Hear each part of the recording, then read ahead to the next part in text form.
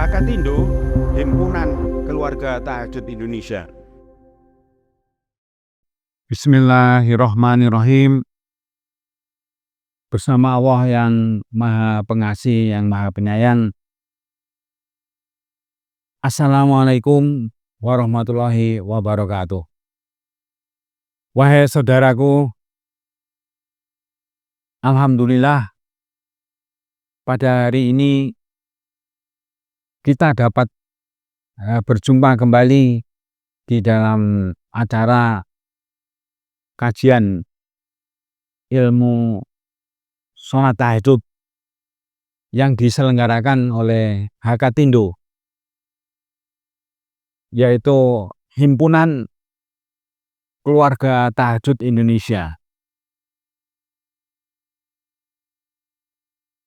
Tema kajian kita pada hari ini adalah sebaik-baik orang adalah orang yang selalu mengerjakan sholat tahajud yang lama di setiap waktu malam hari.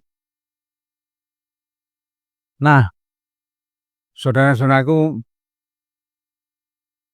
banyak yang bertanya, yang lama itu seperti apa gitu. Jadi kita sampaikan menjawab pertanyaan tersebut bahwa waktu untuk mengerjakan sholat tahajud itu adalah dari waktu setelah adzan Isya sampai waktu adzan subuh. Jadi kalau dihitung satu malam itu berapa lama? Berarti ada sekitar 9 jam waktu malam hari itu. Nah, syarat utama mengerjakan sholat tahajud itu memang kalau menurut Al-Quran itu sudah tidur terlebih dahulu. Artinya apa? Artinya orang yang disuruh mengerjakan sholat tahajud itu adalah orang yang sedang tidur di waktu malam hari. Nah, tahajud sendiri artinya sholat yang dikerjakan setelah bangun dari tidur di waktu malam. Itu arti tahajud itu. Jadi, sesungguhnya manusia itu memang harus tidur di waktu malam hari. Meskipun sedikit tidurnya. Karena semua makhluk Allah itu pasti butuh tidur. Yang tidak tidur, yang tidak ngantuk itu hanya Allah itu.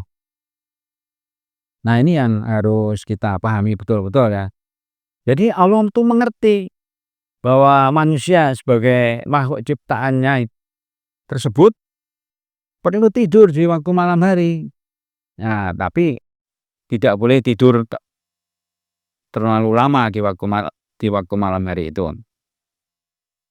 Nah, kemudian pengertian yang lama itu yang bagaimana? Yang lama itu begini perbandingannya. Ada orang sholat tahajud 10 menit. Ada orang yang sholat tahajud 30 menit. Nah, berarti yang lama sholat tahajudnya itu yang 30 menit. Nah, tetapi semua itu memang butuh proses ya, butuh perjuangan. Yang penting sudah sholat tahajud malam-malam itu. Meskipun ada yang mengatakan saya sholat tahajudnya baru bisa 2 rakaat, tidak apa-apa. Yang penting sudah rutin, sudah istiqomah ya. Nah, jadi selama kita sebagai orang Islam masih hidup di dunia ini ya perlu berjuang untuk malam-malam bangun dari tidur dan malam-malam mengerjakan sholat tahajud. Nah, itu artinya apa? Artinya amal ibadah yang pasti mengantarkan kita menjadi orang-orang yang baik itu hanya sholat tahajud ini.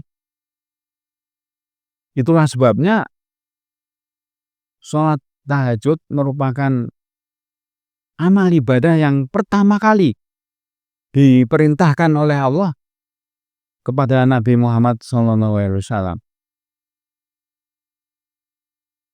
Banyak ayat-ayat suci Al-Quran yang menjelaskan bahwa sholat tahajud itu sangat-sangat penting sekali yang harus diperjuangkan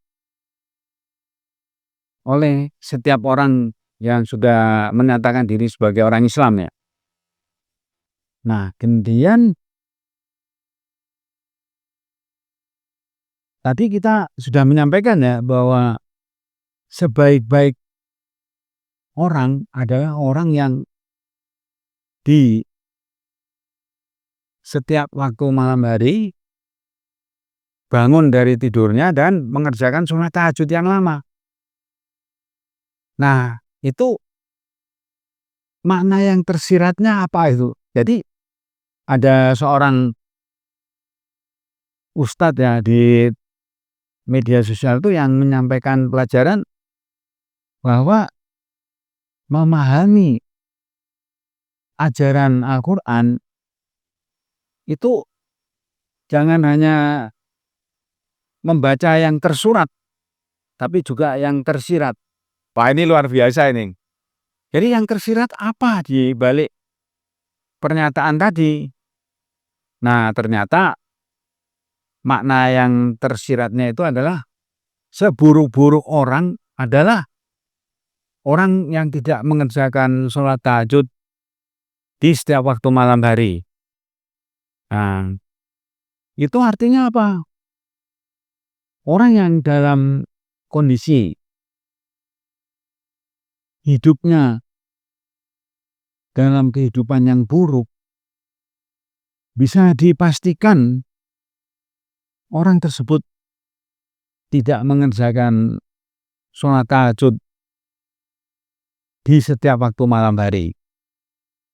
Nah, itu makna yang tersiratnya ya.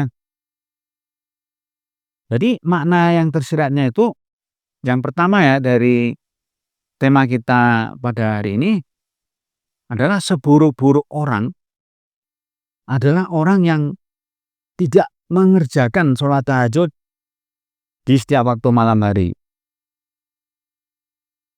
Artinya apa? Artinya orang tersebut itu yang pertama hanya tidur saja di sepanjang waktu malam hari. Ada juga orang yang malam-malam bangun tapi kemudian tidak mengerjakan sholat tahajud. Ada juga orang yang malam-malam bangun tapi malah melakukan perbuatan-perbuatan yang maksiat itu. Nah, itu berarti tidak mengerjakan sholat tahajud ya. Nah, makna lebih mendalamnya lagi, orang yang dalam kondisi buruk dapat dipastikan orang tersebut tidak pernah mengerjakan sholat tahajud di setiap waktu malam hari. Nah, sekali lagi, sholat tahajud itu tidak boleh dikerjakan satu kali dalam satu minggu gitu ya kan, atau satu bulan sekali, atau kadang-kadang gitu ya. Nah, sholat tahajud itu yang benar wajib dikerjakan di setiap waktu malam hari. Ada yang bertanya kepada saya itu, kepada kita ya, bertanya, oh, bukankah sholat tahajud itu sholat sunat katanya. Nah, saya tidak mengerjakan sholat tahajud setiap malam hari itu karena saya masih punya pemikiran sholat itu sholat sunat. Nah, dan kita menjelaskan ya bahwa pada prinsipnya sholat tahajud itu jelas sekali adalah perintah Allah itu. Nah, apa saja perintah Allah yang tertulis di dalam Al-Quran pasti harus dikerjakan, tidak bisa ditawar-tawar lagi ya kan. Nah itu kita mulai mendalami isinya Al-Quran. Mari kita betul-betul menekuni isinya Al-Quran. Nah ternyata banyak sekali ayat-ayat Al-Quran yang berkaitan dengan sholat tahajud ini. Nah itu artinya semakin yakin kita bahwa sholat tahajud itu sangat-sangat penting sekali untuk diperjuangkan dan dikerjakan di setiap waktu malam hari. Nah itu yang pertama ya. Yang berikutnya itu orang yang berikutnya ya, berarti halaman 5 ya. Orang yang selalu mengerjakan sholat tahajud di setiap waktu malam hari pasti dijadikan orang yang baik kondisi kesehatannya oleh Allah Tuhan seluruh alam semesta. Nah, ini perlu kita catat betul-betul ya bahwa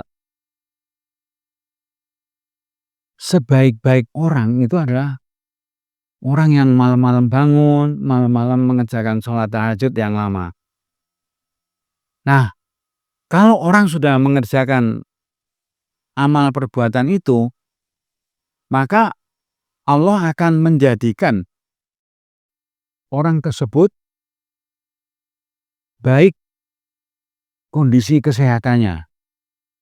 Jadi, kalau ada orang sehat selama waktu hidup di dunia ini, itu artinya apa? Ada intervensi dari Allah, bahwa Allah menjadikan orang tersebut dalam kondisi baik kesehatannya. Nah, bahasa mudahnya apa? Orang yang malam-malam sudah bangun, sudah mengerjakan sholat tahajud yang lama tadi, pasti dijamin kesehatannya oleh Allah. Ya kan? Nah, contohnya adalah Nabi Muhammad SAW. Nabi Muhammad itu tidak pernah meninggalkan sholat tahajud di setiap waktu malam hari dan selama masih hidup di dunia. Nah, kita tahu semua bahwa Nabi Muhammad itu tidak pernah sakit parah, tidak pernah sakit yang ganas-ganas gitu. Nah, kenapa? Karena dijadikan baik kesehatannya oleh Allah. Nah itu contoh yang nyata. Nah, contoh yang nyata. Nah, artinya orang yang dijadikan sakit parah sewaktu masih hidup di dunia ini, pasti orang tersebut itu tidak pernah mengerjakan sholat tahajud yang lama. Jadi sholat tahajud itu adalah sholat yang wajib dikerjakan di setiap waktu malam hari bagi orang yang telah menyatakan dirinya sebagai orang Islam. Kalau kita sudah menyatakan diri sebagai orang Islam, tentu semua perintah Allah wajib kita kerjakan.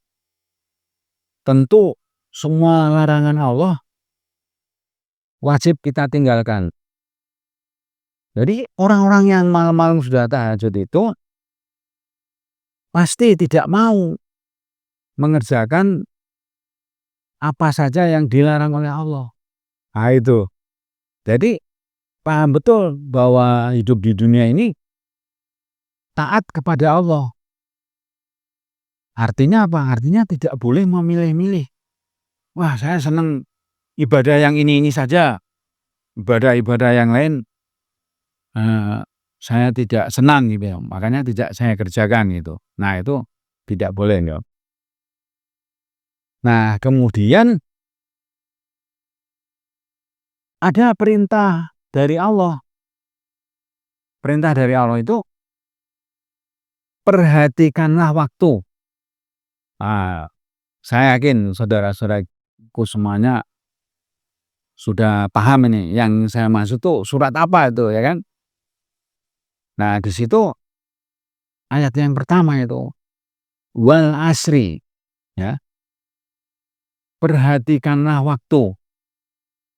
Nah, kebanyakan Al-Qur'an terjemahan menerjemahkannya apa? Demi waktu. Nah, kita melihat ada Al-Qur'an yang menerjemahkan sebagai perhatikanlah waktu. Karena kalau kita tidak memperhatikan waktu, pasti kita akan celaka di kemudian hari.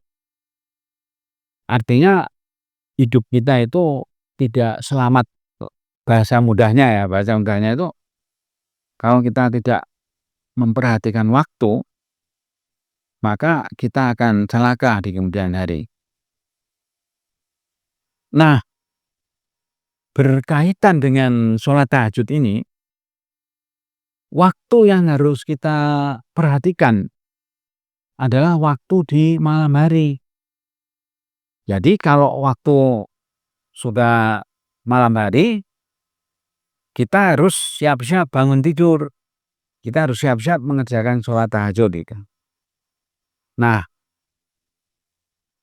waktu yang harus benar-benar kita perhatikan itu, waktu yang benar-benar wajib kita perhatikan adalah waktu di malam hari. Nah, tadi di awal kita sudah menjelaskan waktu untuk mengerjakan sholat tahajud itu adalah waktu di malam hari. Boleh di awal, boleh di tengah-tengah, boleh di akhir. Jadi kalau satu malam itu 9 jam, itu ada yang membagi itu. 3 jam pertama itu waktu di awal. Nah, 3 jam berikutnya itu waktu di tengah-tengah. Kemudian waktu terakhir itu 3 jam menjelang subuh itu. Nah, bahwa ada yang berpendapat bahwa waktu yang terbaik adalah di sepertiga waktu terakhir. Ya nggak apa-apa, namanya orang berpendapat ya. Tapi menurut pendapat kami, sholat tahajud itu mau di awal, mau di tengah, mau di akhir itu baik semua. Yang tidak baik itu yang tidak mengerjakan sholat tahajud gitu. Nah, kemudian ingatlah saudaraku, jika ada orang yang tidak mau bangun malam, tidak mau mengerjakan sholat tahajud yang lama, tidur saja sepanjang waktu malam, maka kedua telinga orang itu dikencingin oleh setan. Nah, itu artinya apa? Itu artinya orang tersebut si fulan tadi itu sudah dihinakan oleh setan ya kan. Nah, makanya Allah berpesan ya di dalam Al-Qur'an itu, jangan sampai kamu hidup di dunia itu dihinakan oleh makhluk-makhluk Allah. Kamu harus berjuang. Bisa bangun di waktu malam, bisa mengerjakan sholat tahajud supaya menjadi orang-orang yang mulia, menjadi orang-orang yang terpuji. Nah, itu artinya orang yang tidur sepanjang waktu malam hari, itu dalam bahasa agama itu telah menjadi orang yang hina, telah menjadi orang yang menghinakan dirinya sendiri, menjadi orang yang tidak berjuang untuk mencapai derajat yang tinggi, kedudukan yang tinggi sewaktu hidup di dunia ini. Nah, kemudian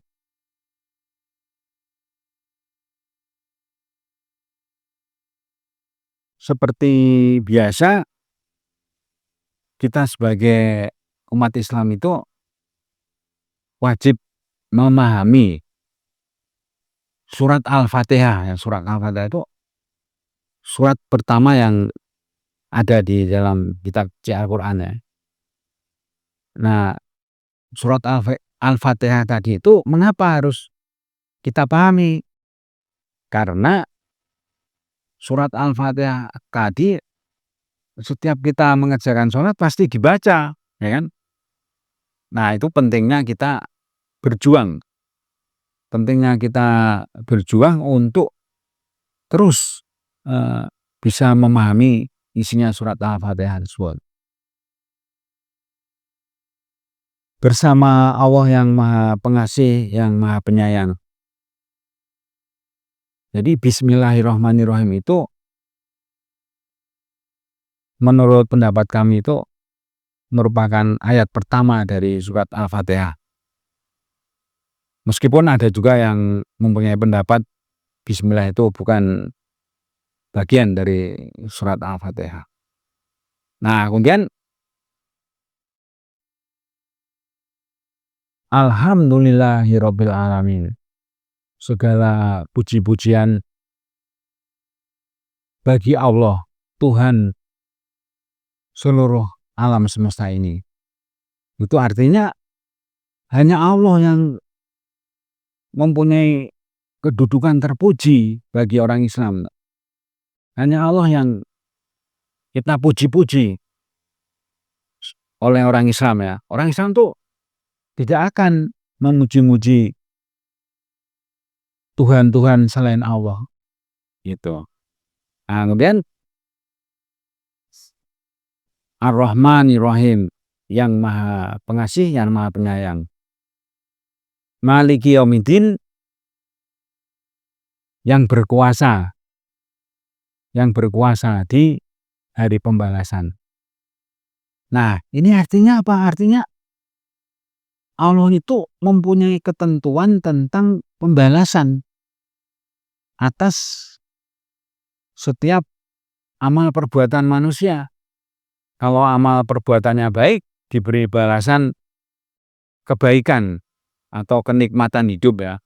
Tapi kalau amal perbuatannya tidak baik menurut Allah, maka akan dihukum orang tersebut atau akan disiksa di dunia ini. Jadi yang mempunyai hari pembalasan, yang berkuasa atas pembalasan setiap amal perbuatan manusia itu hanya Allah. Manusia bebas berbuat amal, berbuat apa saja bebas. Tetapi ingat, setiap amal perbuatan itu akan diberi balasan. Nah itu. Kemudian hanya kepada Engkau, ya Allah, kami taat. Hanya kepada Engkau kami memohon pertolongan. Jadi kalau kita sudah menyatakan diri sebagai orang Islam, pasti kita itu harus taat kepada Allah, taat kepada semua perintah Allah, taat tidak untuk mengerjakan semua yang dilarang oleh Allah. Nah, itulah maksudnya taat itu ya kan. Nah, kalau sudah mengerjakan semua yang diperintahkan Allah, sudah tidak mengerjakan apa-apa yang dilarang Allah, nah baru kita menyatakan kita memohon pertolongan pada Allah, meminta bantuan, meminta apa saja kepada Allah. Nah, kemudian pimpinlah kami ya Allah, hidup dengan cara-cara yang benar. Hidup dengan cara-cara yang benar. Cara-cara yang benar menurut Allah, yaitu mengerjakan semua perintah Allah, meninggalkan semua yang dilarang oleh Allah. Itu cara-cara hidup yang benar. Nah, kemudian cara-cara hidup yang benar tadi itu merupakan cara-cara hidupnya orang-orang yang diberi kenikmatan hidup, diberi kenikmatan, diberi karunia hidup yang enak oleh Allah. Kemudian dilanjutkan, cara-cara hidup yang benar tersebut bukan cara-cara hidupnya orang yang dihukum oleh Allah, orang-orang yang disiksa oleh Allah. Karena apa? Karena orang-orang yang dihukum oleh Allah itu pasti cara-cara hidupnya tidak benar, belum mengikuti cara-cara hidup yang benar. Nah, itu makna surat Al-Fatihah yang bagian terakhir itu. Kemudian yang terakhir, cara-cara hidup yang benar tersebut itu tidak akan dikerjakan oleh orang-orang yang tidak berakal, orang-orang yang tidak mau berpikir. Jadi orang-orang yang semaunya sendiri pasti hidupnya tersesat, pasti tidak mau mengikuti cara-cara yang benar atau jalan hidup yang lurus ya, yang sudah ditetapkan oleh Allah. Jadi Allah mempunyai ketentuan ya, bahwa hidup di dunia ini kamu harus hidup dengan cara-cara yang benar. Itu, jadi cara-cara hidup yang benar itu ya salah satu contohnya adalah malam-malam bangun dan malam-malam mengerjakan sholat tahajud yang lama. Nah,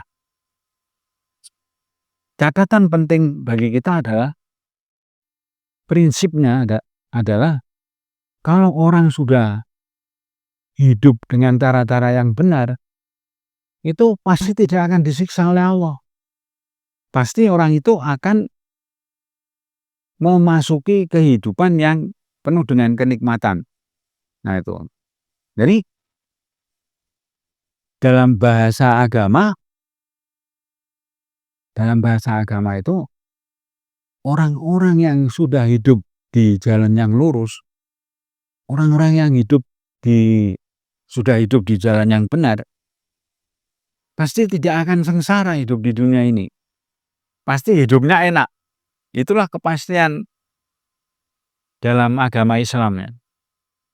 Jadi jangan sampai kita itu hidup dengan cara-cara yang tidak benar, hidup dengan cara-cara yang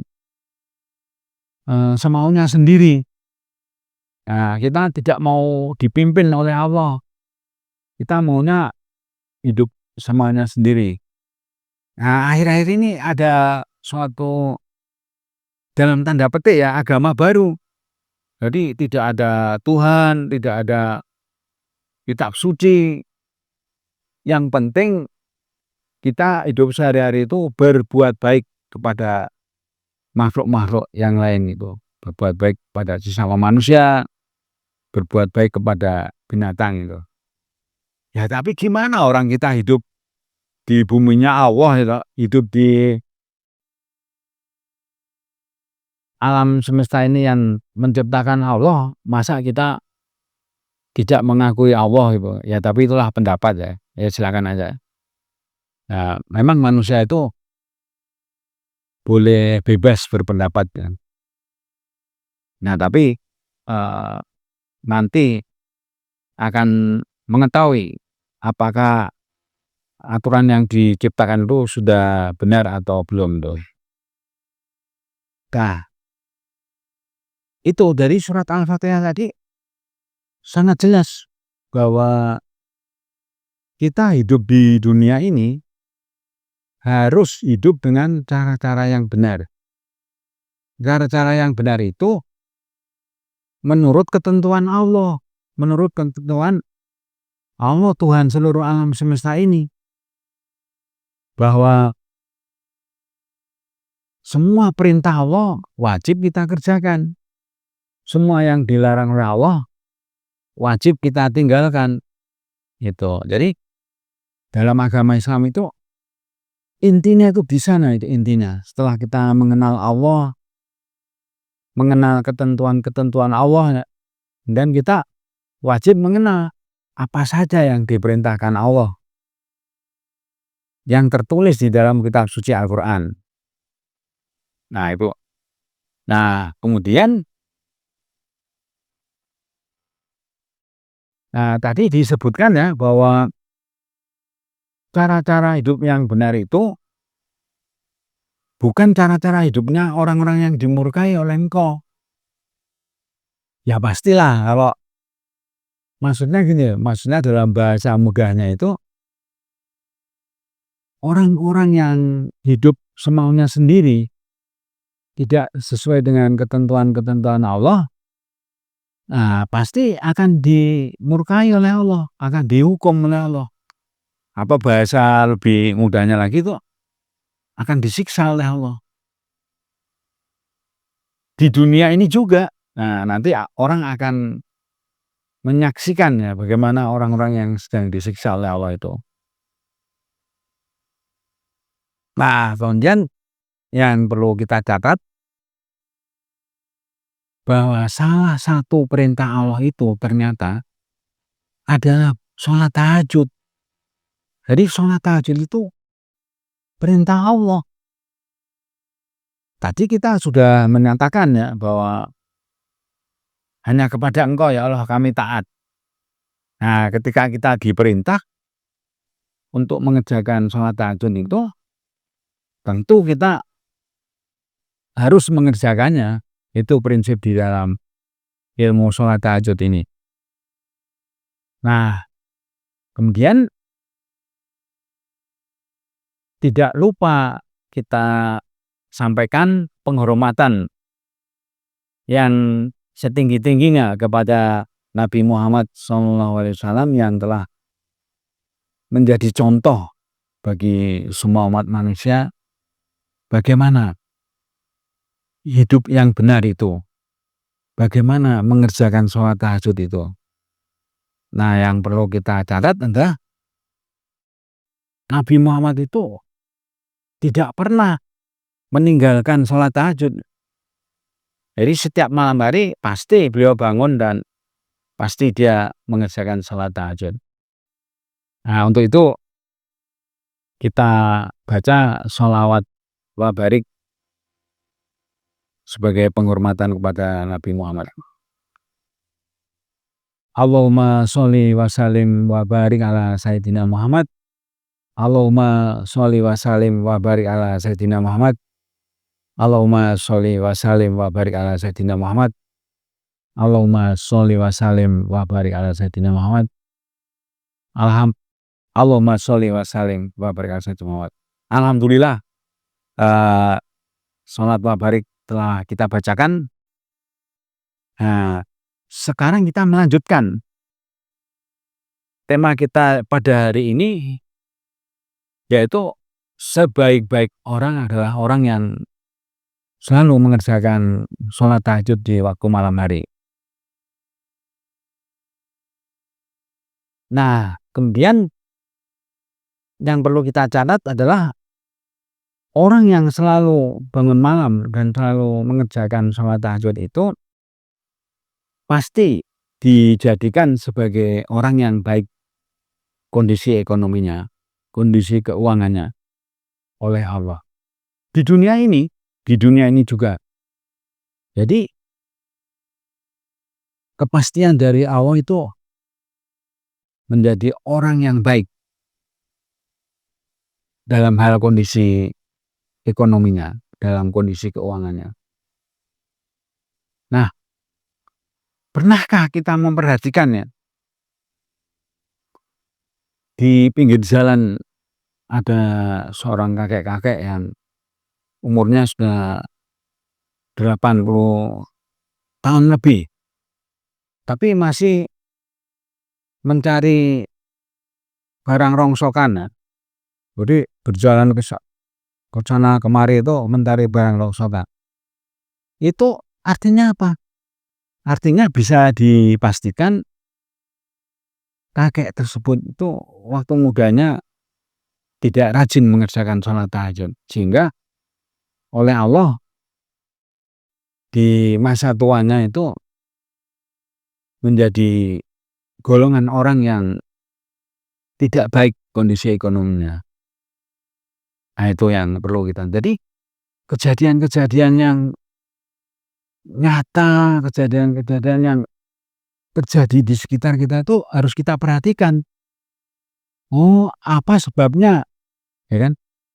Apa sebabnya oleh Allah kok dijadikan orang seperti itu di masa tuanya?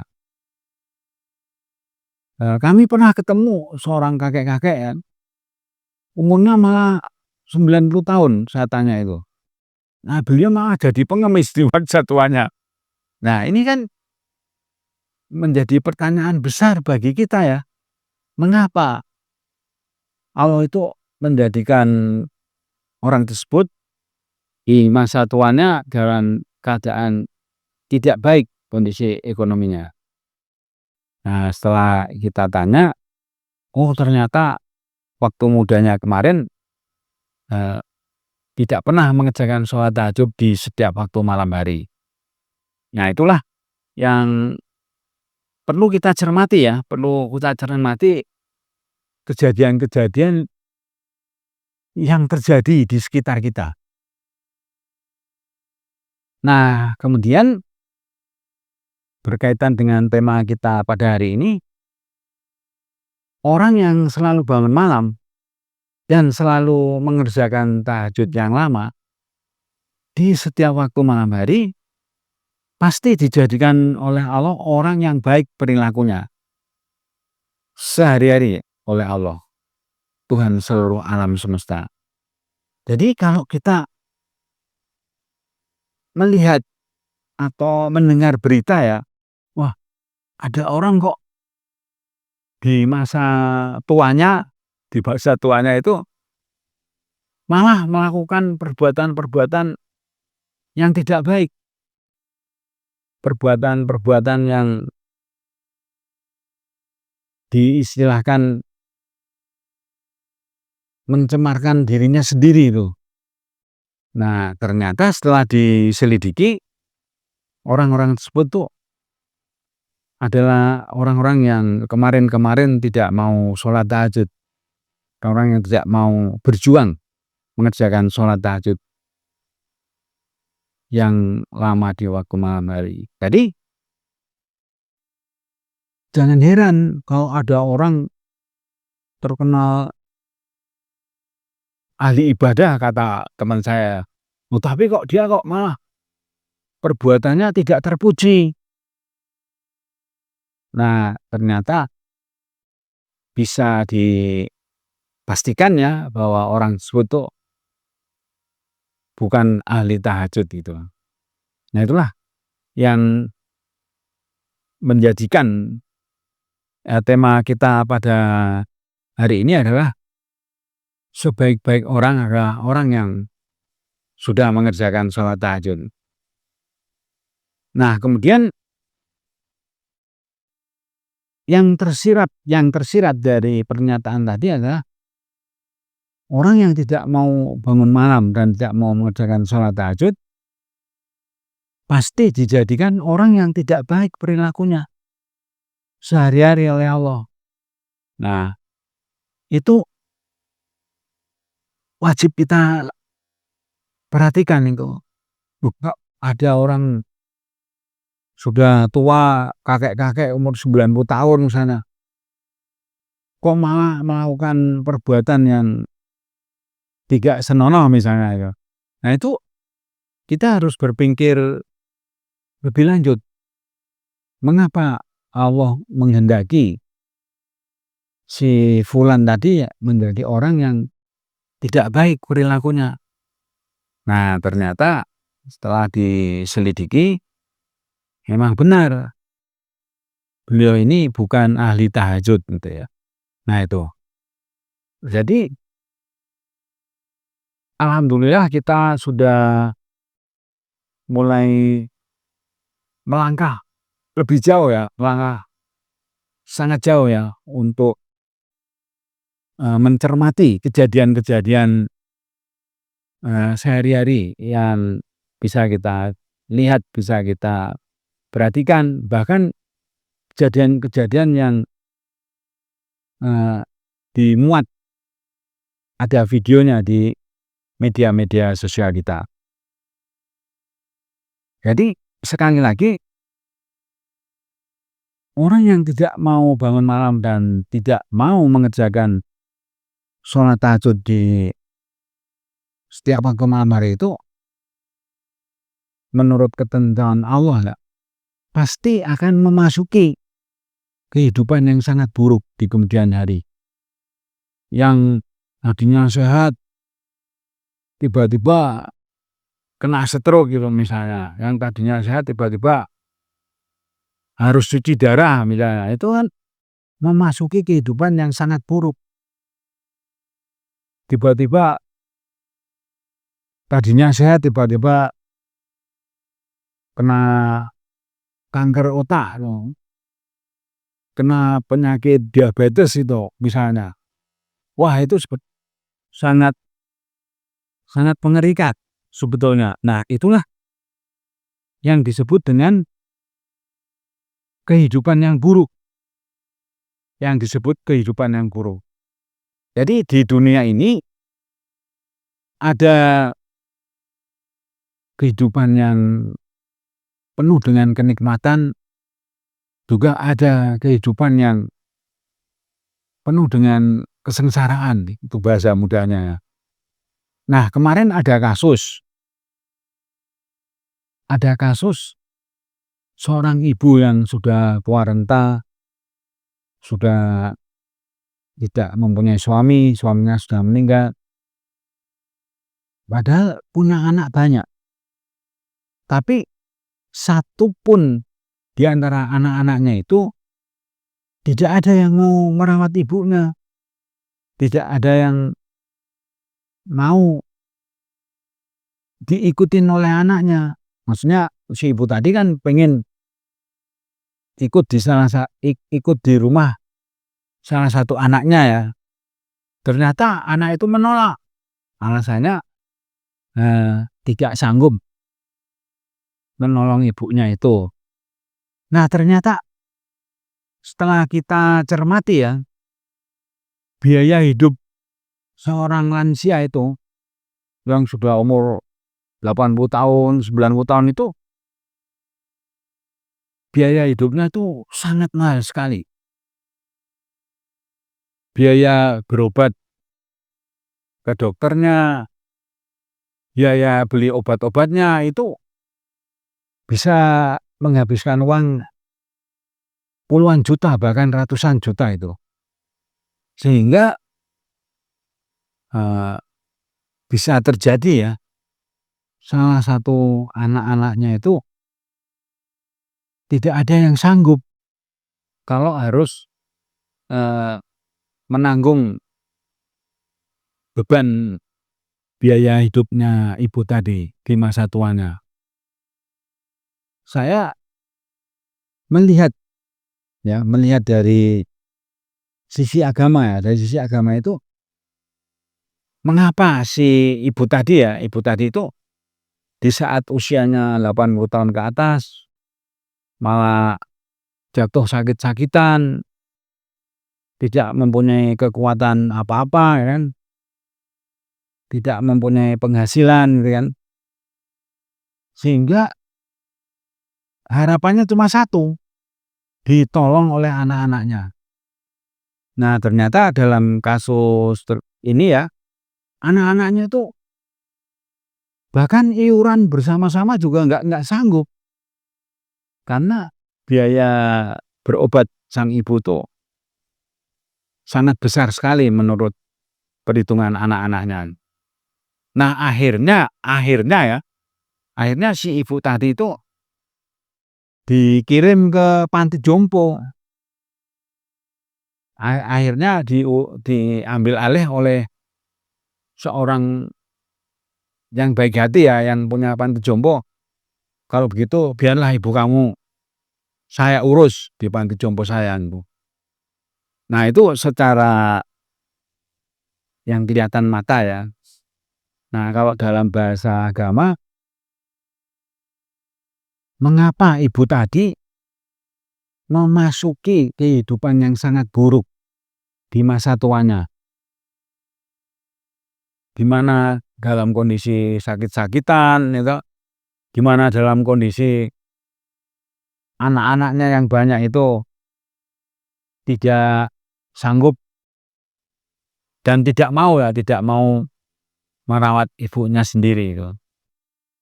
Nah, itu artinya ibu tadi itu dalam bahasa agama ya, memasuki kehidupan yang sangat buruk sekali,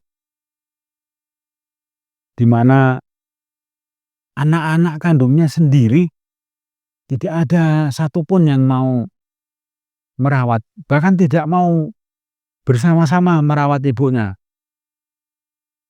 Maksudnya tidak mau bayari biaya ibunya di panti jompo tiap bulan itu. Sampai oleh yang pemilik panti jompo itu, udahlah ibu saya yang ngurus. Kamu nggak usah mikir biayanya bayar berapa. Yalah itu menjadi tanggungan saya. Nah, dalam bahasa agama, mengapa ibu tadi di masa tuanya malah memasuki kehidupan yang sangat buruk sekali. Dalam kondisi sakit-sakitan, dalam kondisi tidak ada satupun anak-anaknya yang mau mengurus, dalam keadaan tidak punya uang sama sekali karena tidak bekerja ya ibunya dulu itu. Nah, ini dalam bahasa agama kita menjelaskannya, si ibu tadi bisa dipastikan kemarin-kemarin itu tidak pernah sholat tahajud di setiap waktu malam hari. Makanya kalau kita masih punya orang tua, jangan sampai orang tua kita itu malam-malam tidur saja. Kita harus memberi motivasi kepada ibu kita itu supaya mau bangun malam dan mau sholat tahajud. Insya Allah bisa terus sehat. Gitu. Saya pernah ketemu seorang ibu-ibu umurnya 90 tahun masih sehat, masih bisa kerja, tidak sakit-sakitan. Nah, itu luar biasa sekali menurut saya. Nah, ternyata beliau itu, si ibu tadi ya, setiap jam 2 malam itu sudah bangun, buka tahajud yang lama. Jadi tiap malam itu minta tolongnya sama Allah.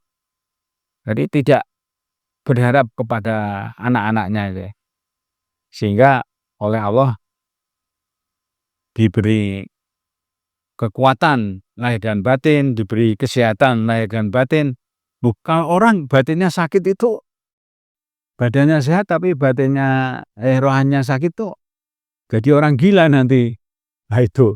Jadi jasmani dan rohaninya harus sehat tuh ya. Nah, baiklah. Saya pikir pelajaran kita tentang kajian ilmu tahajud pada hari ini sudah cukup. Kita mengucapkan alhamdulillahirabbil alamin.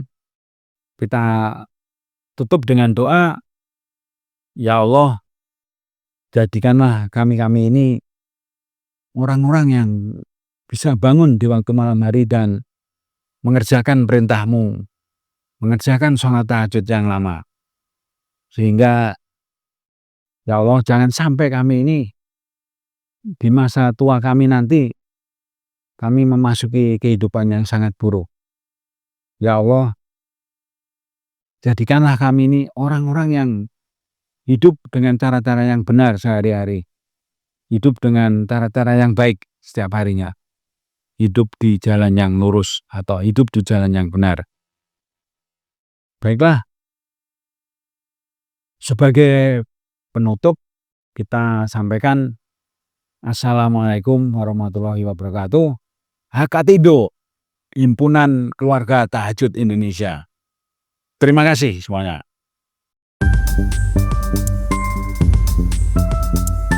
Hakatindo, Himpunan Keluarga Tahajud Indonesia.